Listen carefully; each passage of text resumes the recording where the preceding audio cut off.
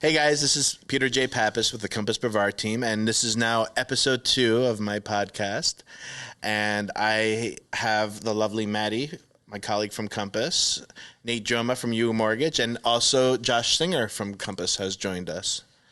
So today's topic is going to be keeping the emotion out of real estate deals. And that can be either with your clients with the other clients, the buyers and sellers fighting, or it can be even you and the realtor on the other side. And we've seen it all, trust me. But I want to start by telling 2 quick stories about me when I was just a regular guy. I used to own a restaurant in New Jersey, and I was my neighbors. I was best friends with my neighbors at the time, and they sold their house. And then the new people that bought the house, they ended up having this horrible, horrible, contentious deal, and they hated each other. But I ended up becoming best friends with the new people too. So I would always have like a Christmas party, and they just would be like at opposite ends. Even years later, they hated each other. And I just could never understand the hate. And then, okay, so now fast forward to about 3 years after that. Now I'm divorced and I'm selling my house. And I was one of those horrible sellers. I look back at it so many times now in my real estate career, and I just cringe at the way I acted. I cringe at the way I treated Ryan Dawson, my realtor, who's still my friend. I will say this. So we priced the house aspirationally. I think it was $750K. And this is 2010 in New Jersey. And the house was probably worth, $700, I think. I think that was fair. But, I newly divorced. I had a deposit down on this really cool bachelor pad in the city. So, I was going for it. And like a month in, we get an offer for $700 or no, it was $750. We got a full price offer. And I remember the other side, the buyer's realtor, somebody I knew well. He grew up in town. He was somebody I knew very well. So I knew both realtors very well. I felt very confident about this deal, even though the lady, multiple times when she was at the open house, kept saying it was priced too high. So we go under contract, attorney review in New Jersey. It's very different. And she pulled one of the, typical, well, the roof is no good, so we need $50,000 off, and she wanted the house for $700,000. I yell at Ryan. I own a restaurant, so I invite the other realtor to my restaurant. We have coffee together. I yell at him. I yell at everybody. I'm just beside myself. I was just like, I knew this was going to happen. I knew this lady was going to do this, and I was angry at everybody. If I could have gotten a hold of her, forget about it. But fast forward, we ended up selling the house to somebody else. We go back on the market, and we ended up selling the house like 8 months later for $685, even less than what I would have gotten. But it was just, gratifying not giving her the house. Right. Oh, you were a difficult seller. Yeah, I was. Yes, I would have taken $15,000 less then. Wow. Now I would say, you know what? This is still a good deal. Mm-hmm. And bless his heart, Ryan did try to talk me off the ledge, but I was just a horrible seller. I was. So now hearing this story and hearing how this has shaped me in my real estate career, I have now over the years been in a part of a lot of deals where I've had, I don't want to ever throw anybody under the bus, but it's an emotional process selling the house. So I've had people that were emotional or difficult. And I always go back to the way I was and think about how I felt, and I try and use that to help navigate that. So with that said, let's open it up. And I'm sorry I talked for so long, but I thought it was important to Did you make your peace with Ryan? We're still friends. Yeah, we if Nate thinks I give him a hard time, you should see what I did to Ryan. He used to have jet brown hair when I met him. Now it's pure gray. He's bald. Yeah. No. I actually never had gray hair until I started hanging out with Peter. Yeah. So. Well, selling is an emotional thing, right? Right. Living in a house, you have an emotional attachment, Mm-hmm. and especially touching on that when it's a marital asset distribution. Mm-hmm. it gets even stickier, right? And I've had tricky situations where there was physical barriers in the same home because they hadn't divided the marital assets yet, and these folks can't even live in the same home without a barrier. So I know about the emotional attachment. Yes, you're an extremely difficult seller at that point. I get it, but that's part of what we do. Is we're the buffer of these emotions, and that's a big part of what we do. And gosh, that does not get easier, but I think we get a little bit more used to it and probably handle it a little better as time goes on. But yeah, it's an emotional roller coaster selling your home. Right. Especially if you raise your kids there or fell in love there. Sure. God only knows what happened. So, But at the end of the day, we all have to remember it's a transactional business deal. Yep. Period. Yep. Typically, people have the same goal at the end. So. Sure. I think in my experience working with real estate agents that are selling their own homes, they tend to fall back into that buyer mentality sometimes. Mm-hmm. There's been many times I've worked with a real estate agent that's either representing themselves as the buyer or as the seller, and I see a different side of them in that. And so all of us in this industry, even though we do this day in and day out, dozens of times every year, we fall into those habits sometimes because it's so easy to become an emotional transaction versus what it's meant to be in that case, which is, literally just I'm buying or I'm selling, right? But you have ties, like Josh was saying, to these houses. And so if you're buying a house as an agent, like even though you know what it's like when you work with those types of buyers, you take on those characteristics. Mm-hmm. So we need to be aware of that. Absolutely. Our job as a realtor is to get the deal across the finish line. Mm-hmm. We're the bus driver. Mm-hmm. So, and there's going to be stumbles along the way, sometimes out of your control, right, Maddy? Yes, definitely.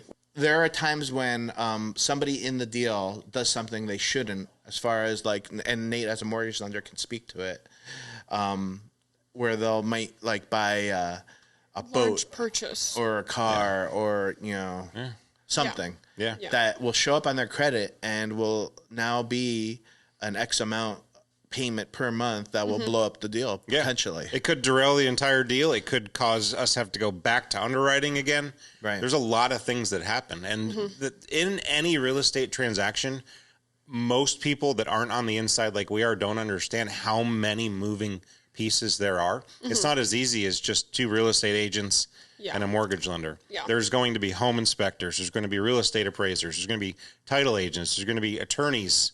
Yeah. Right. And that's just some of them. You've got loan processors, loan underwriters.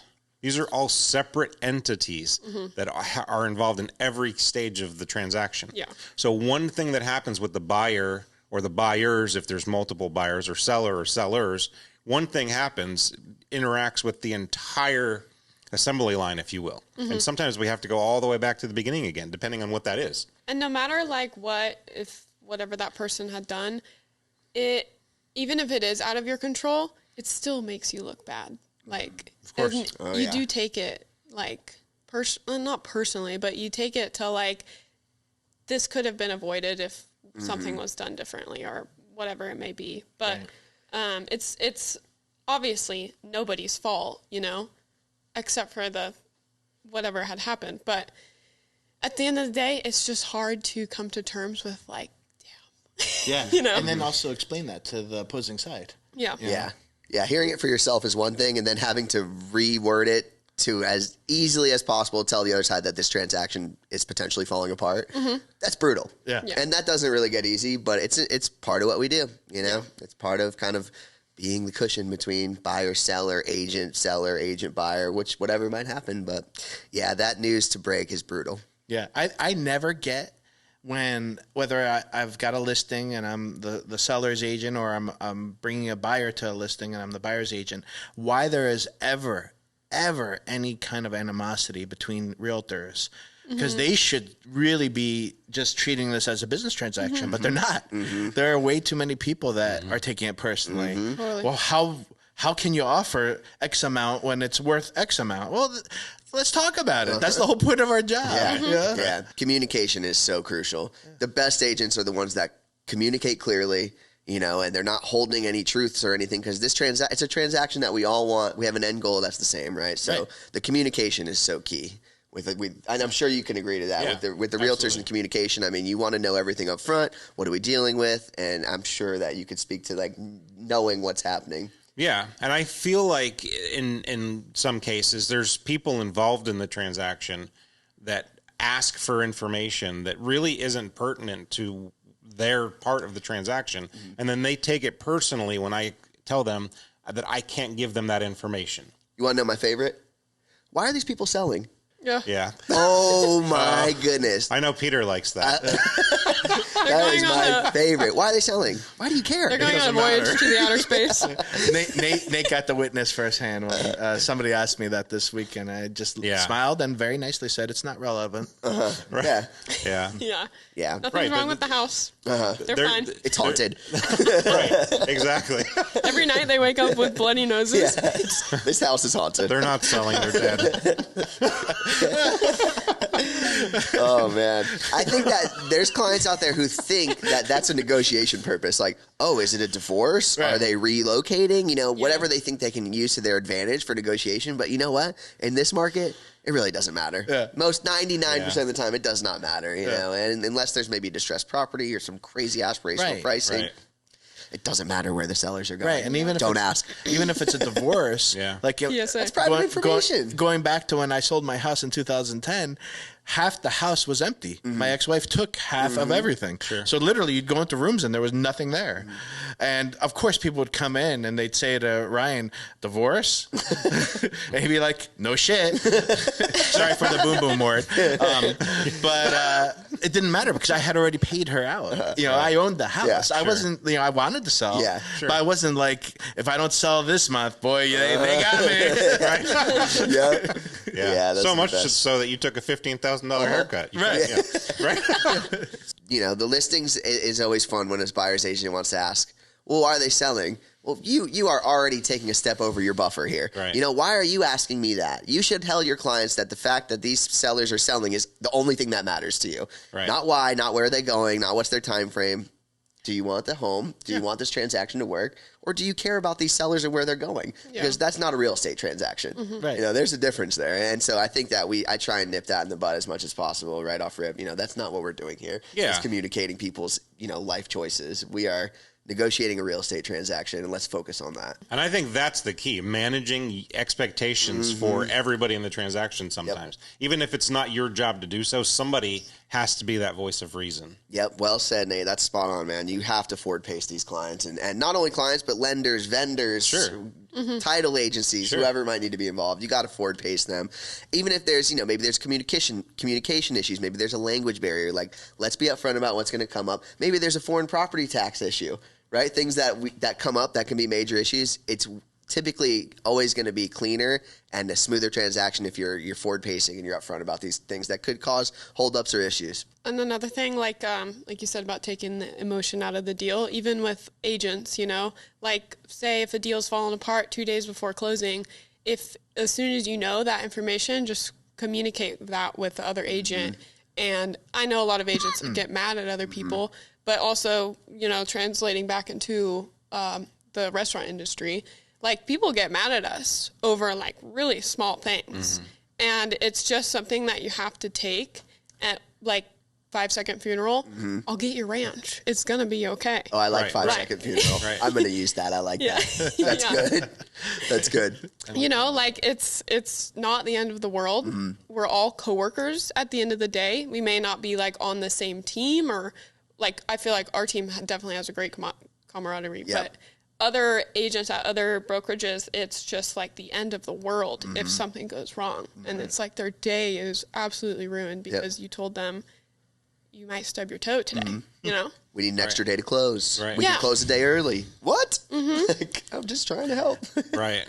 There's a lot of realtors that have only been realtors in 2020, 21, and 22. And they never experienced like a house sitting for months. Yeah. Or they've never experienced negotiations. Yeah. So it's so foreign to them. What you're saying is they've never experienced an actual market. Right. Yeah. Now when I take a listing, I put a lot of pressure on myself because people still expect it to sell tomorrow. And it's not going to always do that, especially, every place is different. I've had some that sold the first weekend. Yep. I know you have too. Yep. And then we've had some that sat. Yep. And you have to talk to your seller and say, hey, this is why this is happening. We are working. I mean, it doesn't look like I'm on the side of the street with a flag saying buy this house. You don't do that? We're working. Hot dog costume. Yeah. You should do that. It's not you in the Spider-Man outfit on O'Galley. That's not you.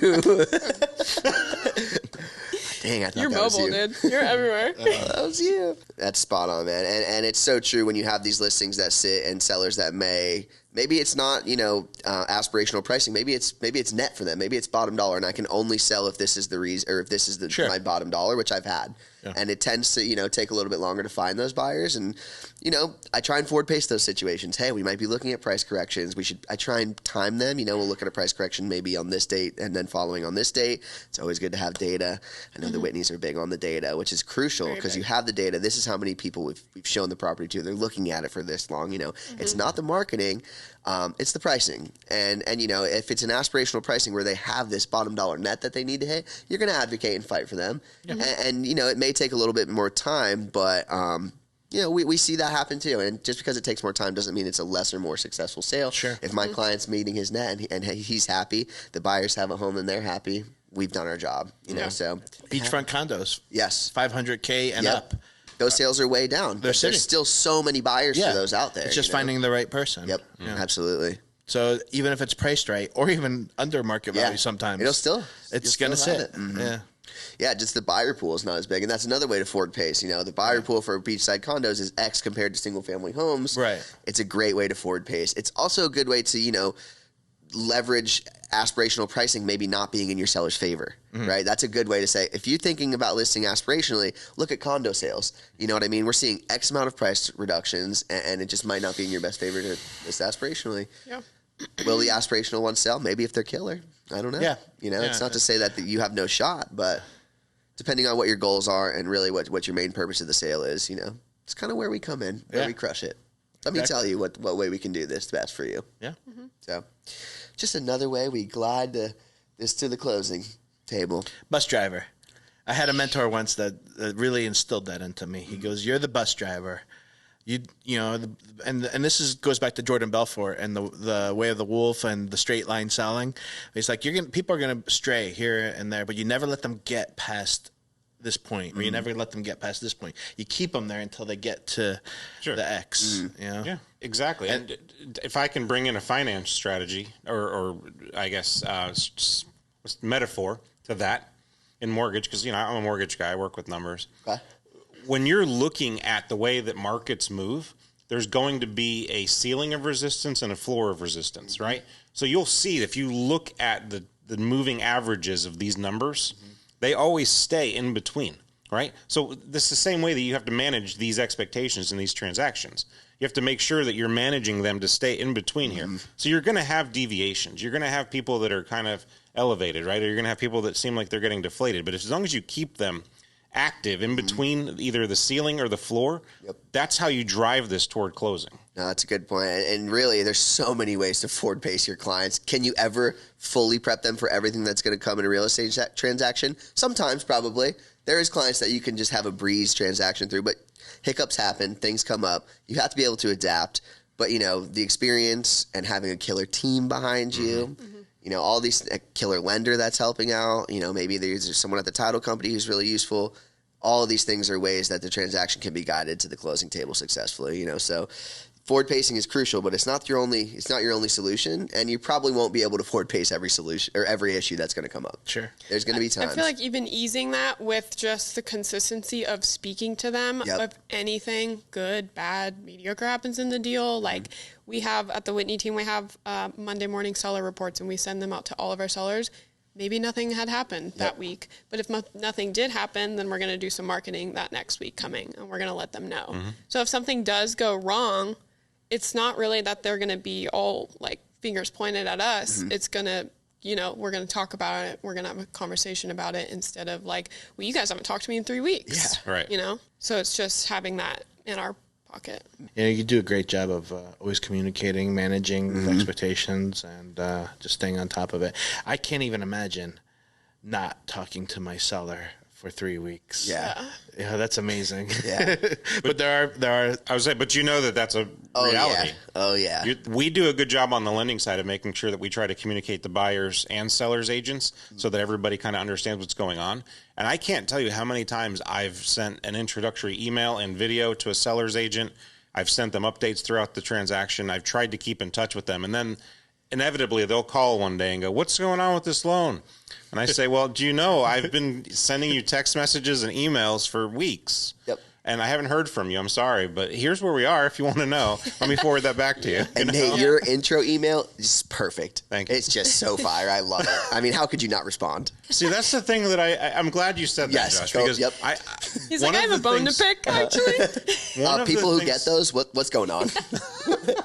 One of the things that I think that keeps a transaction on schedule and on the track is communicating in that manner, like giving a consistent experience to every buyer, every seller.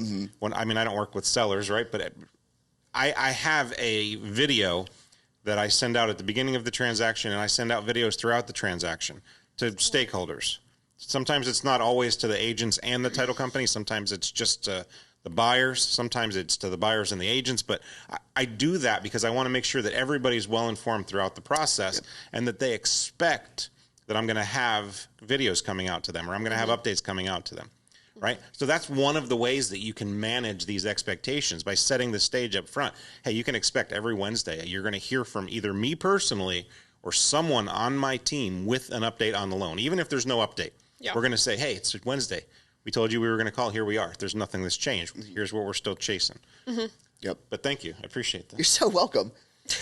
Yeah. Yeah, I love that intro, man. That's just killer. I mean, come on. To help manage expectations for me personally, I do like working with a lender like Nate that I know because we can have a lot of honest, real conversations. Like exactly what I was going to say. He doesn't give me the garbage, and I don't want the garbage. I don't want to hear blah, blah, blah.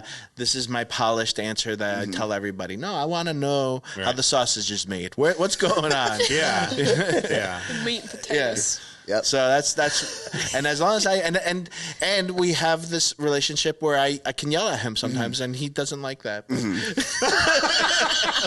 But that's how it is. But it keeps him sharp. But he always comes through. Yeah. Thanks, Peter. Yeah, when I'm working with lenders that aren't doing the intro, that haven't reached out, maybe it's 2.5 weeks into the contract. Who knows what time? Who knows how long it is? I want these intro texts. I want an intro call if we've never worked together, right? If we've worked together, it's pretty. We're pretty casual. So you can shoot me a text. Maybe I'll call you as soon as I see your name on the offer. But if I'm working with a out of town, out of state, big bank lender, and I'm not getting these intros, it almost always causes a speed bump. Yeah. I hate dealing with. Or even a local lender that you've never heard of. Yep, them too. Or even like semi-local, like Orlando. It's like, you're not really local, 45 minutes to an hour. You're just not in tune with our market, right? Like that might seem close to you. You might seem okay with an Orlando agent because they're only 45 minutes or an hour away. But let me tell you how different our markets are. Yeah. It is night and day. A coastal market compared to an inland market like Orlando, it's night and day. It's night and day. Yeah. Nate and I were involved in a deal maybe a year or so ago. It was to purchase a condo in Cocoa Beach, and the buyer I had was a lead that was given to me, so I didn't know these people well. Nice people. I did my due diligence. I asked, Nate did his due diligence. He asked, how are you going to pay for X amount? And they said this and that.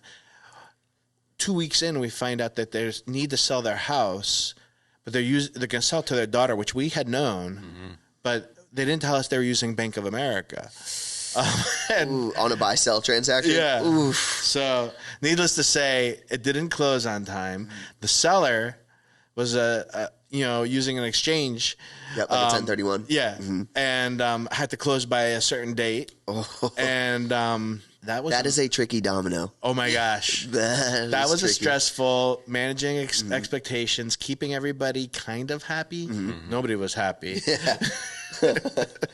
that was not a fun one. But yeah, we ended up getting it done. Nate got it done. Yeah. We did. Yeah, you did. And the buyers, even though they knew that the holdup wasn't on our end, and they were a little feisty. But when it was all said and done, when they finally sold it and everything was done, they wrote me a really glowing review, which to me was a surprise to me because, I mean, I knew that I did a good job. But again, managing expectations, I don't think that they knew that I did a good job. But they still, at the end of the day, were like, you know what? All things said and done. Same buyers that were dealing with Bank of America? Yeah. Oh, because they had you here. And then they had Bank of America, maybe not there. Yeah. So Bank of America was financing their sale to their daughter, and they were buying the condo here. They wrote me a really nice review and had really positive things to say. Yep. So that was exciting for me to see at the end of the day when I thought, I knew I did a pretty good job here, but they didn't feel that way. And, you know, it sucks when you know that you're, you know, going above and beyond and trying to help, and then these things happen, like we talked about earlier.